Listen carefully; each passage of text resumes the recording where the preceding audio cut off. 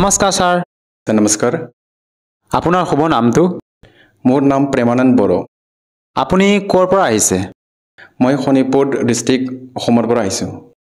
আপুনি সন্ত ৰামপাল গুৰুমাজৰ পৰা নাম দীক্ষা কেতিয়া লৈছিল? সন্ত ৰামপালজী চনত মই 10 জুন 2020 আহিছোঁ।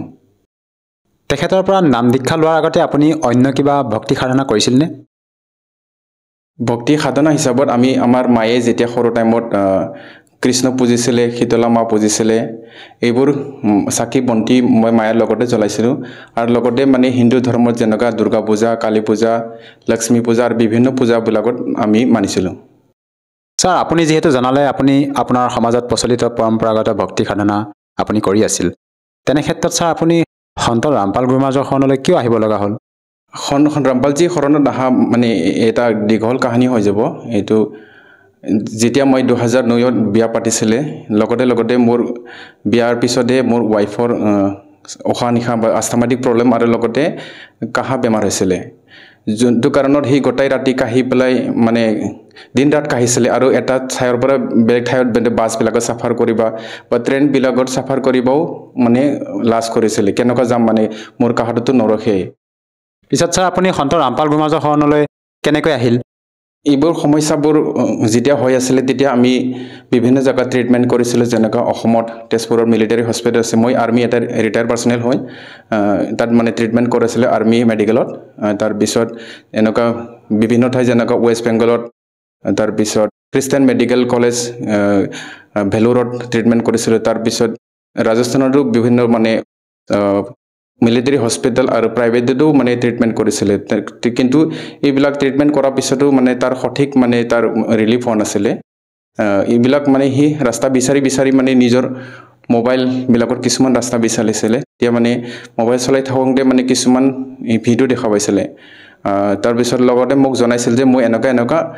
ট্ৰু ষ্টৰী নামৰ এটা ভিডিঅ' চাইছোঁ, তাক বিভিন্ন মানে মানুহবিলাক এনেকুৱা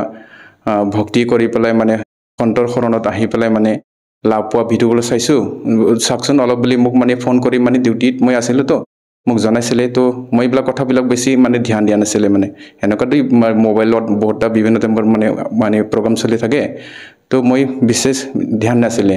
তাৰপিছত মই যেতিয়া মোবাইল চলাই আছিলোঁ, এদিনাখন মানে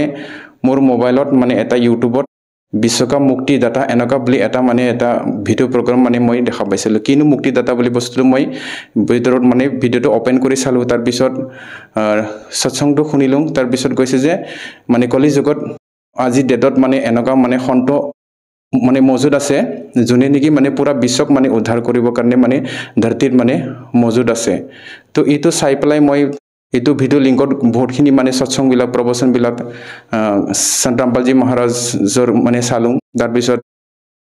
লাভ হিচাপত যেনেকৈ ৰিয়েল ষ্টৰী ডাবল নাম বুলি এটা ছাইট মানে তাত মানে চাই থাকোঁতে ইউটিউবত মানে আহি গ'ল। তাত মানে দেখিলোঁ যে সন্ত ৰামপালজী মহাৰাজৰ শৰণত আহি পেলাই মানে এইবিলাক মানে যেনেকুৱা দেৱ দেৱী পুজি পেলাই মানে কষ্ট ভুগি আছিলে, ট্ৰিটমেণ্ট কৰিছিলে, সিহঁতৰ মানে প্ৰপাৰলি একো ৰিলিফ পোৱা নাছিলে। তাৰপিছত সন্ত ৰামপালজী মহাৰাজ শৰণত যেতিয়া আহি পেলাই মানে নাম দীক্ষা লৈ পেলাই ভক্তি কৰিছে, মানে সিহঁতে মানে এইবিলাকৰ পৰা মানে ট'টেলি মানে ৰিলিফ হ'ব পাৰিছে। তো মোৰো এটা বিশ্বাস বনি গ'ল। তাৰপিছত মই এইবিলাক সমস্যাৰ কাৰণে একচুৱেলি মই মানে অলৰেডি প্ৰি মেচুৰ ৰিটায়াৰমেণ্টৰ কাৰণে মানে এপ্লিকেশ্যন দি থোৱা আছিলে। তো 2020 মানে মে' মাহত মোৰ মানে ডিচাৰ্জ ডেট মানে ৰিলিজ ফৌজৰ পৰা ৰিলিজ হোৱা ডেটটো আহি গৈছিলে। তেতিয়া মোক মানে এসপ্তাহ দুসপ্তাহমান আগত মোক মানে ডিউটিৰ পৰা ফ্ৰী এৰি দিছিলে। তেতিয়া সেইটো টাইমতে মই ভিডিঅ'টো পাই পেলাই মানে চাই পেলাই মানে দিন ৰাত চোৱা চুৰু কৰিলোঁ ভিডিঅ'বিলাক, মানে বিভিন্ন মানে মানুহবিলাক কেনেকুৱা লাভ পাইছে। লগতে মানে এটা গুগলত মানে কি কয় জ্ঞান গংগা মানে কিতাপটো মই ডাউনলোড কৰি পেলাই মানে চাবা চুৰু কৰিলোঁ। তাৰপিছত মোৰ ফৌজৰ পৰা মানে 1 জুন 2020 মানে মই ওলাই পেলাই মানে ঘৰলৈ আহি গ'লোঁ। তাৰপিছত গুৰুজীৰ সৎসংবিলাক মানে কণ্টিনিউ চাই আছোঁ। 10 দিনমান পিছত মই নিজৰ ৱাইফক সুধিলোঁ যে মানে কি কৰা যায় বস্তুটো, যোনবিলাক সমস্যা হৈ আছে এইটো বস্তুটো মানে এনেকুৱা লাভ পাইছে যদি আমি কি কৰা যায়। তেতিয়া ক'লে যে বল আমিও নাম দীক্ষাটো ল'ম। তো তাত সৎসংবিলাক চলি আছিলে। তেতিয়া মানে কিছুমান নাম্বাৰবিলাক ডিছপ্লে হৈ থকা আছিলে, ইউটিউবত চাইছিলোঁ। তেতিয়া এইটো নাম্বাৰত মানে কল কৰি চালোঁ, বস্তু চাওঁ লগালে মানে ক'ত যায়। তো আমি যেতিয়া নাম্বাৰটো মানে কণ্টেক্ট কৰিলোঁ, তেতিয়া মানে হাৰিয়ানা ফালে কৰিব গৈছে। তাৰপিছত আমি তাক কলং আমি এনেকুৱা আমি সন্ত ৰামপালজী মহাৰাজ শৰণত মানে নাম দীক্ষা ল'ব খোজোঁ তেতিয়া আমাক সুধিলে যে আপোনালোকৰ মানে এড্ৰেছটো ক'ত তেতিয়া আমি ক'লে অসমৰ কোন ঠাইত মানে কিছুমান আশ্ৰমবিলাকৰ মানে সিহঁতে মানে এড্ৰেছটো ক'লে হোজাই তাৰপিছত হেলেম তাৰপিছত এনেকুৱা মানে ক'লে কোনটো মানে তোমাৰ ওচৰ হ'ব তেতিয়া মই ক'লোঁ মানে হোজাই যোনটো নামদাৰ চেণ্টাৰ আছে এইটো আমাৰ ওচৰত হ'ব তেতিয়া আমাক সিহঁতে মানে হোজাই নামদাৰ চেণ্টাৰৰ কণ্টেক্ট নম্বৰটো আমাক দিলে তো আমি এইটো নম্বৰত মানে ডাইল যেতিয়া কৰিলোঁ তেতিয়া মানে সিহঁতৰ এড্ৰেছটো মানে আমি গম পালোঁ তেতিয়া কৰোণা চলি আছিল একচুৱেলি 2020ত কৰোণা চলি আছিলে তো টোটেলি চাৰিওফালে লকডাউন আছিলে তেতিয়া মানে সন্ত ৰামপালজী মহাৰাজৰ কৃপাত তেতিয়া মানে অনলাইন দীক্ষা মানে নাম মানে প্ৰদান কৰা ব্যৱস্থাটো গুৰুজীয়ে মানে কৃপা কৰিছিলে তেতিয়া আমি ঘৰতে থাকি পেলাই মানে মই মোৰ ৱাইফ আৰু মানে সৰু ছোৱালী এজনী গুৰুজী শৰণত মানে নাম দীক্ষা প্ৰাপ্ত কৰিছোঁ ছাৰ যিহেতু আপুনি জনালে যে আপুনি সন্ত ৰামপাল গুৰুমাজৰ পৰা অনলাইনৰ জৰিয়তে আপুনি নাম দীক্ষা ল'লে আপোনাৰ পৰিবাৰৰ যি সমস্যা আছিলে শাৰীৰিকভাৱে অসুস্থ আছিলে সেই সমস্যাবিলাক বৰ্তমান সন্ত ৰামপাল গুৰুমাজৰ পৰা নাম দীক্ষা লোৱাৰ পিছত দূৰ হ'লনে ছাৰ হয় নাম দীক্ষা লোৱাৰ মানে 2 মাহ মান পিছত মানে তাৰ মানে হি ভাল পাইছে মানে যেতিয়া মানে হি প্ৰব্লেম চলি আছে মানে কাহ হোৱাৰ কাৰণে হি বহুত বস্তু মানে খাৱাৰ পৰা বঞ্চিত থাকিছিলে যেনেকুৱা কিছুমান মাটি মাহবিলাক খালে বেছি হৈছিলে তাৰপিছত লাওবিলাক খালে বেঙনাবিলাক মানে খালে মানে কাহ বেছি কিন্তু বিভিন্ন বস্তু মানে খাৱাৰ পৰা হি দূৰত থাকিছিলে যেতিয়া সন্ত ৰামপালজী শৰণত আহি পেলাই নাম দীক্ষা লৈ পেলাই যেতিয়া ভক্তি শুৰু কৰিছে তেতিয়া মানে হি এইবিলাক বস্তু এজে মানে টেষ্ট হিচাপত মানে কৰিছে সঁচাকৈ এইবিলাক বস্তুটো মানে খালে কি কিবা প্ৰব্লেম হয় নে বুলি তেতিয়া যিমানখিনি বস্তু মানে খাব পৰা নাছিলে এইবিলাক বস্তু হি মানে খাব শুৰু কৰিছে তথাপিও মানে তাৰ একো প্ৰব্লেম মানে হোৱা নাই তো এইটো সন্ত ৰামপালজী মহাৰাজ যি কৃপা হয় এই বস্তুবিলাক মানে খাব পৰা হৈছে ছাৰ এইটো এটা আচৰিত কথা আধুনিকতাৰ এই যুগত এজন সাধাৰণ সন্তৰ পৰা আপোনালোকে অনলাইনৰ জৰিয়তে নাম দীক্ষা লোৱাৰ পিছতে আপোনাৰ পৰিবাৰগৰাকী যি মাৰাত্মক ৰোগ আছিলে তাৰ পৰা পৰিত্ৰাণ পাইছে আৰু আচলতে সন্ত ৰামপাল গুৰুমাজে আপোনালোকক এনেকুৱা কি ভক্তিবিধি প্ৰদান কৰিলে যাৰ দ্বাৰা নেকি আপুনি এনেদৰে লাভ পাবলৈ সক্ষম হৈছে সন্ত ৰামপালজী মহাৰাজজীয়ে যোনে আমাৰ ভগত সমাজক ভক্তি দিছে এইটো শাস্ত্ৰ অনুকূল হয় যেনেকুৱা গীতাজীত কৈছে গীতাজী অধ্যায় নম্বৰ 17-23 নম্বৰ শ্লোকত কৈছে যে পূৰ্ণ পৰমাত্মা পৰমেশ্বৰ প্ৰাপ্তি ভক্তিবিধি ওম তৎসৎ বুলি কৈছে গীতা জ্ঞানদাতাই নিজৰ ভক্তিবিধি ওম বুলি কৈছে যোনটো গীতাজী অধ্যায় নম্বৰ 13 নম্বৰ শ্লোকত কৈছে যে মোৰ ভক্তিবিধি ওম বুলি কৈছে যদি পূৰ্ণ পৰমাত্মা পৰমেশ্বৰ প্ৰাপ্তি কৰিব খোজে তেনেহলে ইয়াৰ বিষয় ভক্তি গীতাজী নম্বৰ 17-23 নম্বৰ যোনটো মই আগত কৈ গৈছিলোঁ সেইটো ভক্তি হয় ওম তৎসৎ হয় হেতু মতে সাধনা কৰিলেহে আমি মানে পূৰ্ণ পৰমাত্মা প্ৰাপ্তি यानी মোক্ষ প্ৰাপ্তি কৰিব পাৰিম যত গলে আমি দুবাৰা এইটো সংসাৰত মানে জনম মৃত্যুত মানে 84 লাখ মানে বিভিন্ন মানে দেহা ধৰি পেলাই কষ্ট ভুগিব নালাগিব এইটো ভক্তি বিধি সন্ত ৰামপালজী মহাৰাজৰ পুৰা মানৱ জাতি মানে কল্যাণৰ কাৰণে আজি ডেটত ভক্তি প্ৰদান কৰি আছে ছাৰ এইটো এটা আচৰিত কথা যিহেতু আপোনালোকৰ সন্ত ৰামপাল গুৰুমাজ হাৰিয়ানা প্ৰান্তৰ নিবাসী হয় আপোনালোকে অসমৰ পৰা তেখেতৰ পৰা অনলাইনৰ জৰিয়তে নাম দীক্ষা ল'লে আৰু আপুনি এনেধৰণৰ লাভ পাইছে ছাৰ আৰু ইয়াৰ উপৰিও আপুনি পাৰিবাৰিকভাৱে আৰু অন্য কিবা লাভ পাইছেনে ছাৰ হয় সন্ত ৰামপালজী মহাৰাজৰ শৰণ অহাৰ পিছত দিন বহুতটা লাভ পায় আৰ্থিকভাৱে বা শাৰীৰিকভাৱে বিভিন্ন প্ৰকাৰৰ লাভ পায় তাৰপিছত যেতিয়া সন্ত ৰামপালজী মহাৰাজৰ শৰণত অহাৰ পিছত আমি আমাৰ দ্বিতীয় মানে পুত্ৰী আমি এতিয়া সন্তান পাইছোঁ তাৰ ডেলিভাৰী টাইমত আমি যেতিয়া তেজপুৰ মেডিকেল কলেজত এডমিট কৰিছিলে তেতিয়া ডক্টৰে মানে তাৰ মানে আল্ট্ৰাসাউণ্ড কৰোঁতে মানে কৈছিলে যে যোনটো বেবী হয় সেইটো প্ৰপাৰলি গ্ৰোথ হোৱা নাই আৰু ডেলিভাৰী কৰাটো মানে সিহঁতৰ কাৰণে ইম্পচিবল বুলি মানে কৈ পেলাই হেঁতে কি ক'লে আমাক মানে নেক্সট মানে হায়াৰ মানে মেডিকেলত মানে ৰেফাৰ কৰিলে ৰেফাৰ কৰাত আমি গুৱাহাটীৰ মানে আয়ুৰচন্দ্ৰ বুলি এটা মেডিকেল হস্পিটেল আছে তাত এডমিট কৰিলোঁ এডমিট কৰাৰ লগে তাৰপিছত সন্ত ৰামপালজী মহাৰাজৰ কৃপাত মানে একেদে মানে দ্বিতীয় কন্যা মানে তো জন্ম দিব পাৰিছে এইটো সন্ত ৰামপালজী মহাৰাজৰ কৃপা হয় ছাৰ আপুনি কি কৰে মই আগতে মেনশ্যন কৰিছিলোঁ মই আৰ্মি ছাৰ্ভিচ কৰিছিলোঁ মই 18 বছৰ ছাৰ্ভিচ কৰি পেলাই মই ভলেণ্টিয়াৰ ৰিটায়াৰ লৈ পেলাই আহিলোঁ আৰু এইটো আমি যদি ভক্তি যদি এইবিলাক ভক্তিৰ বিষয় যদি আগতে যদি গম পালেহেঁতেন আমি সৎ সাধনা কৰিলেহেঁতেন মই আজি ডেটত ছাৰ্ভিচত থাকিলেহেঁতেন মই এইবিলাক সমস্যাৰ কাৰণে মই টেনশ্যন হৈ পেলাই মানে 14.5 বছৰ মানে যেতিয়া ছাৰ্ভিচ মোৰ এণ্ডিং হৈছিলে তেতিয়া মানে মই ভলেণ্টাৰী ৰিটায়াৰমেণ্টৰ কাৰণে এপ্লিকেশ্যনটো লিখিছিলে কিন্তু এটা যোনটো কমান্ডিং অফিচাৰ চেংচনো কৰিছিলে কিন্তু সি মানে যেতিয়া ট্ৰান্সফাৰ হৈ গ'ল নেক্সট ফৰ কমান্ডিং অফিচাৰ আহি পেলাই মোৰ মানে এইটো প্ৰচেছটো ডিলে কৰি দিলে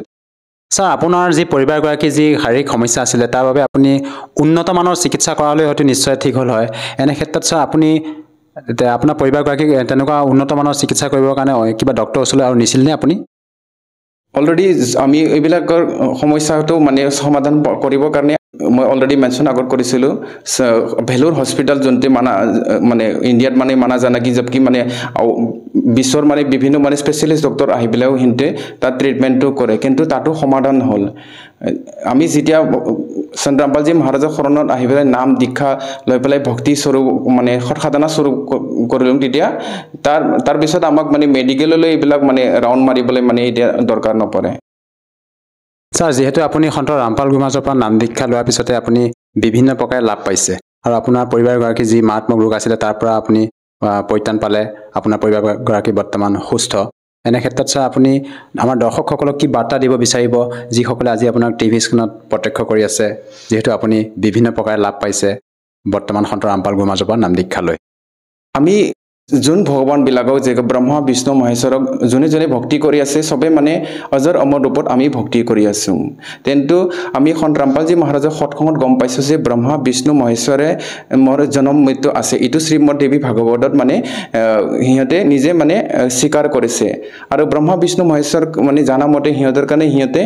মাতা দুৰ্গায়ে সবকুছ হয় মানে এখেতে সবকুছ ভগৱান হয় কিন্তু মাতা দুৰ্গায়ো যেতিয়া হনুমান হিমালয় নামৰ এটা ৰাজাক যেতিয়া নাম উপদেশ দিছিলে তেতিয়া মানে কৈছে মোৰ ভক্তিটো এৰি পেলাই এই ভগৱানৰ ভক্তি কৰ বুলি কৈছে যাৰ ভক্তিবিধি ওম বুলি কৈছে গীতা জ্ঞানদাতাই গীতা আজি অধ্যায় নম্বৰ 8-13 নম্বৰ শ্লোকত নিজৰ ভক্তিবিধি ওম বুলি কৈছে এইটো ব্ৰহ্ম হয় তাৰ ওপৰত আৰু মানে অবিনাশী ভগৱান আছে যগ নেকি গীতা যে নম্বৰ 15-17 নম্বৰ শ্লোকত কৈছে উত্তম পুৰুষটো অন্য হয় বোলে তাৰ কৈ বেলেগ আছে যোনে নেকি আমাক মোক্ষ প্ৰদান কৰিব পাৰে যোনে নেকি নাচ ৰহিত ভগৱান হয় যোনটো গীতা যে নম্বৰ 2-17 নম্বৰ শ্লোকত কৈছে আৰু গীতা জ্ঞান দেতাই নিজৰ মানে জন্ম মৃত্যুটো গীতা যে নম্বৰ 2-12 অধ্যায় নম্বৰ 4-5 আৰু বিভিন্ন ঠাইত মানে মোৰ জন্ম মৃত্যু স্বীকাৰ কৰিছে যোনটো ভগৱানৰ যদি নিজৰে জন্ম মৃত্যু আছে আমি কেনেকৈ মানে ভক্তি জন্ম মৃত্যু ৰহিত হ'ব পাৰিম কিতাজিত মানে স্পষ্ট বৰ্ণন আছে যোনটো সৎসংগটো সন্ত ৰামপালজী মহাৰাজে দেখায় যে আমি যদি মোক্ষ প্ৰাপ্তি নহয় 84 লাখ প্ৰকাৰত আমি কষ্ট ভুগিব লাগিব মানে জীৱ জন্তুৰ দেহাত ধৰিব লাগিব ইয়াৰ কাৰণে আমি নিজৰ সৎগ্ৰন্থক আমি মানে খুলি চাব লাগিব বাস্তৱিক মানে ভগৱান কোন হয় ছাৰ যেহেতু আপুনি ব্ৰহ্মা বিষ্ণু মহেশ্বৰতকৈ ওপৰ মানে পৰমাত্মা অন্য কোনোবা হয় বুলি আপুনি মত ব্যক্ত কৰিছে ছাৰ এইটো আমি কেনেকৈ মানি ল'ম আমি যিহেতু পূৰ্বৰে পৰা আমাৰ যিসকল আমাৰ আধ্যাত্মিক শ্ৰদ্ধালু আমাৰ সমাজত প্ৰচলিত পৰম্পৰাগত সাধনা হিচাপে আমাক ব্ৰহ্মা বিষ্ণু মহেশ্বৰকে পৰমাত্মা বুলি ভক্তি বিধি প্ৰদান কৰি আহিছে তেনে ক্ষেত্ৰত ছাৰ আমি অন্য এজন পৰমাত্মা আছে বুলি আমি কেনেকৈ মানি ল'ম ছাৰ আজি ডেটত সবে শিক্ষিত হয় সবৰ হাতত মোবাইল থাকে মোবাইল বিলাকত সন্ত ৰামপালজী মহাৰাজ আমি যদি সৎসংগ চাই আমি তেতিয়া গম পাম যে বাস্তৱিক মানে অবিনাশী ভগৱান আমি যোনটো মানি আছোঁ তাৰকৈ বেলেগেই হয় যাৰ বিষয়ে বেদত কৈছে যে একেদৰ মানে বাস্তৱিক নাম কবীৰ দেৱ বুলি কৈছে যোনটো মানে সন্ত বাণীবিলাকতো যেনেকুৱা গৰীবদাসজী মহাৰাজ গুৰু নানক চাহেব সিহঁতক মানে পৰমাত্মাই ডাইৰেক্ট মানে দৰ্শন দি পেলাই সদলোক পৰম ধাম লৈ গৈছিলে তাৰপিছত তাত মানে দৰ্শন কৰাই পেলাই সিহঁতক মানে নিজৰ শৰীৰত দুবাৰ আত্মাটো ঘূৰাই দিছিলে তেতিয়া সিহঁতে মানে নিজৰ আখুৰ নিজৰ চকুত দেখা মানে সদলোকৰ বিষয়ে গুণ গাইছে মানে এনেকুৱা ঠাই আছে য'ত মানে একো বস্তুৰ অভাৱ নাই মানে তাৰ গাখীৰৰ নদী বৈ আছে আমাৰ সোণৰ ঘৰ আছে তো এইটো ভক্তি আমি সন্ত ৰামপালজী মহাৰাজজী শৰণত আহি পেলাই যদি ভক্তি কৰে আমি বাস্তৱিক নিজৰ আত্মাৰ মানে ঠাইত যাব পাৰিম য'ত গ'লে দুবাৰা আমি ইয়াত পুনৰ মৃত্যুৰ লগত ঘূৰি নাহিম যদি আমি যদি ব্ৰহ্মা বিষ্ণু মহেশ্বৰ স্তৰত যদি ভক্তি কৰে সিহঁতৰ ভক্তি সাধনাটো সিহঁতৰ লোক লগে হয় ব্ৰহ্মা পুজিলে ব্ৰহ্মা লোক বিষ্ণু পুজিলে বিষ্ণু লোক শিৱ পুজিলে শিৱ লোক এনেকৈ যদি আমি ব্ৰহ্ম পূজোঁ তেতিয়া ব্ৰহ্মলোক মানে গৈ পাম কিন্তু গীতা যি 8-16 নম্বৰ শ্লোক কৈছে যে ব্ৰহ্মলোক গুচি গ'লেও আমি যদি যদি পুণ্য না কৰি পেলাই দুবাৰা মানে ইয়াৰ পৃথিৱীৰ লগত মানে ইয়াৰ কষ্ট ভুগিবৰ কাৰণে আহিব লাগিব বাস্তৱিক যে আমি যেটো পৰম শান্তি লাগে এটো আমি পূৰ্ণ পৰমাত্মা পৰমেশ্বৰৰ ভক্তি কৰিব লাগিব যাৰ বিষয় গীতা যে নম্বৰ 17 23 নম্বৰ শ্লোকত কৈছে যে একেতৰ ভক্তি বিধি ওম তৎসৎ বুলি কৈছে তাৰ যিসকল দৰ্শকে আজি আপোনাক টিভি স্ক্ৰীনত প্ৰত্যক্ষ কৰি আছে আপুনি তেওঁলোকক কি সন্দেহ দিব বিচাৰে যাতে তেওঁলোকেও আপোনাৰ দৰে উপকৃত হ'ব পাৰে मानव समाज লৈ